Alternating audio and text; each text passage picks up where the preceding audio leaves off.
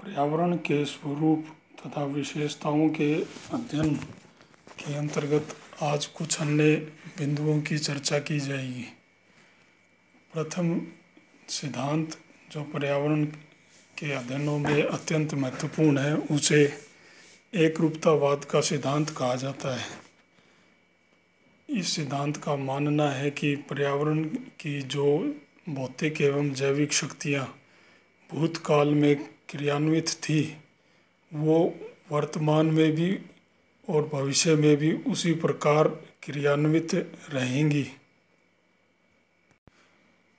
यह हो सकता है कि उनकी आकृति तथा मात्रा में परिवर्तन अलग अलग काल में आता रहे।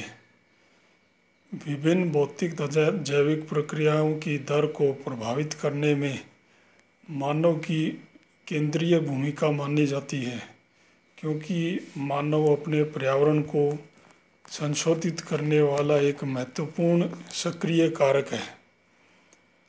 दूसरा जो बिंदु है वो पर्यावरण में ऊर्जा का प्रवाह, कि पर्यावरण की विभिन्न तथ्यों को आपस में जोड़े रखने वाली जो शक्ति है वो ऊर्जा का प्रवाह है। पर्यावरण तथा पारिस्थितिक तंत्र ऊर्जा के द्वारा चालित होती है। पर्यावरण की मुख्य चलाने वाली शक्ति सौर ऊर्जा है, सूर्य से प्राप्त होने वाली है। पर्यावरण के भीतर जो ऊर्जा का प्रवाह होता है वो एक दैशिक यूनिडायरेक्शनल होता है तथा गैर चक्रीय रूप से होता है, यानी एक दिशा में ऊर्जा प्रवाहित होती है, सूर्य से ऊर्जा प्राप्त होती है, पेड़ पौधे हरित पौधे ऊर्जा को ग्रहण करके अपना भोजन बनाते हैं तथा वह ऊर्जा शाकाहारियों, मांसाहारियों इत्यादि से होते हुए पर्यावरण के विभिन्न तत्वों में से, जैविक तत्वों में से होकर आगे गुजरती है। पर्यावरण के विभिन्न जीवधारियों को हम अलग अलग पोषणता स्तरों में बांट सकते हैं। जो पर्यावरण के जीवधारी हैं वो विभिन्न ट्रॉफिक लेवल्स या पोषणता स्तरों का निर्माण करते हैं।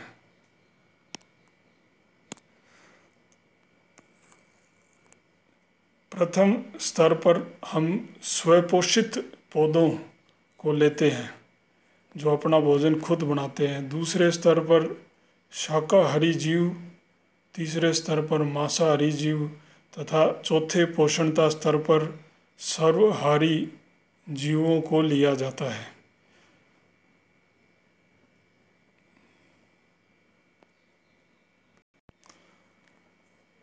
ऊर्जा का प्रवाह हम जीवधारियों के बीच में भोजन संबंधी संबंधों को लेकर कर सकते हैं। भोजन के रूप में ऊर्जा प्रवाह विभिन्न पोषक तत्वों या रासायनिक तत्वों के रूप में पर्यावरण में से होकर परिसंचरण करती है। जैसे जैसे भोजन के रूप में ऊर्जा उच्चतर पोषणता स्तरों की ओर चलती है तो जीवधारियों द्वारा श्वसन यानी रेस्पिरेशन के माध्यम से ऊर्जा का ज़्यादा से ज़्यादा ह्रास होता है। पर्यावरण तथा उसके अध्ययन की इकाई अर्थात पारिस्थितिक तंत्र में ऊर्जा के प्रवाह का प्रारूप भौतिक शास्त्र यानी फिजिक्स के ऊष्मागतिकी थर्मोडायनेमिक्स के प्रथम और द्वितीय नियमों के द्वारा निर्दिष्ट होता है। भौतिकी का यह तापगतिकी का प्रथम नियम कहता है कि किसी तंत्र में ऊर्जा की न तो उत्पत्ति होती है और न ही विनाश होता है, केवल ऊर्जा का एक रूप से दूसरे ऊर्जा के रूप में रूपांतरण होता है।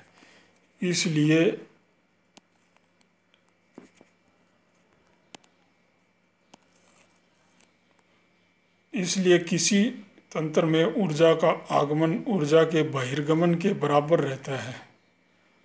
इसी ऊष्मागतिकी के दूसरे नियम के अनुसार जब भी कोई कार्य किया जाता है तो उसमें ऊर्जा खर्च होती है। जब कोई ऊर्जा दूसरे रूप में रूपांतरित होती है तो भी कोई कार्य संपन्न होता है। पर्यावरण तथा पारिस्थितिक तंत्र में विभिन्न पोषणता स्तरों के आपसी संबंध के विषय में R.L. लिंडमैन नाम के विद्वान ने 1942 में 4 सिद्धांत दिए थे। प्रथम सिद्धांत के अनुसार किसी दिए गए पोषणता स्तर के जीवधारियों तथा ऊर्जा के प्रारंभिक स्रोत अर्थात हरित पौधे, उनके बीच जितनी अधिक दूरी बढ़ेगी उस पोषणता स्तर के जीवधारियों के ऊर्जा आपूर्ति हेतु केवल पिछले पोषणता स्तर पर आश्रित रहने की संभावना कम हो जाएगी। इसी कारण पोषणता स्तर 3 अर्थात मांसाहारी तथा इसके बाद के स्तरों पर पाए जाने वाले जीव अपने भोजन की आदतों में स्पेशलिस्ट यानी विशेषज्ञ न होकर जनरलिस्ट यानी कि सामान्य आदतों वाले होते हैं। सभी तरह की वस्तुओं को वो अपने ग्रहण कर सकते हैं। दूसरे सिद्धांत के अनुसार हम जितने उच्च पोषणता स्तर की ओर बढ़ेंगे, श्वसन की प्रक्रिया द्वारा ऊर्जा का सापेक्षिक ह्रास या लॉस उतना उत्तरोत्तर अधिक होता जाता है। इसका कारण यह है कि उच्च पोषणता स्तरों पर मौजूद प्रजातियों के अपेक्षाकृत बड़े आकार की होने से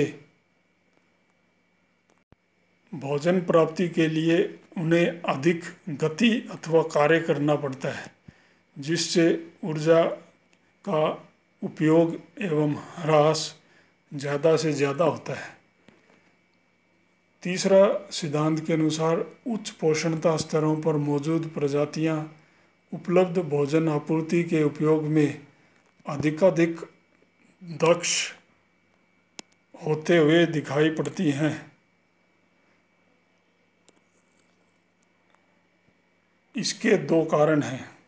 प्रथम, परपक्षियों की बढ़ी हुई गतिविधि शिकार की उपयुक्त प्रजातियों के सामने आने के अवसरों को बढ़ा देती है। ज़्यादा शिकार को खोजने का प्रयास करने से ज़्यादा से ज़्यादा शिकार मिलने के चांस अवसर बढ़ने लगते हैं। दूसरा कारण यह है कि परभक्षी अपने शिकार की अपेक्षा अपनी भोजन संबंधी आदतों में कम विशिष्टता दिखलाते हैं। सभी तरह के भोजन को वो ग्रहण कर सकते हैं। इसलिए इन 2 कारणों से उच्च पोषणता स्तरों की प्रजातियां अपने भोजन की आपूर्ति के उपयोग में ज़्यादा दक्ष होती हैं। अगला नियम बतलाता है कि आहार श्रृंखला अपेक्षाकृत छोटी होने की प्रवृत्ति रखती है। प्राय 4 पोषणता स्तर आमतौर पर अधिकतम रूप से पाए जाते हैं। इस तथ्य के पीछे भी 2 कारक हैं।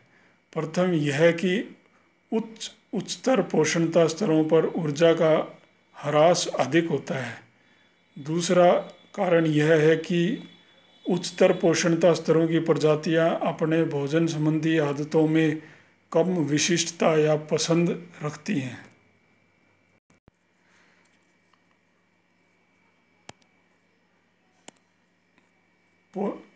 पोषणता के पारिस्थितिक तंत्र अथवा पर्यावरण में प्रवाह को हम आहार श्रृंखला के माध्यम से अध्ययन कर सकते हैं। एक साधारण रैखिक सिंपल लीनियर फूड चेन, साधारण रैखिक आहार श्रृंखला में आमतौर पर 4 चरण होते हैं। प्रथम चरण या प्रथम स्तर पर पादप या जैसे घास होती है।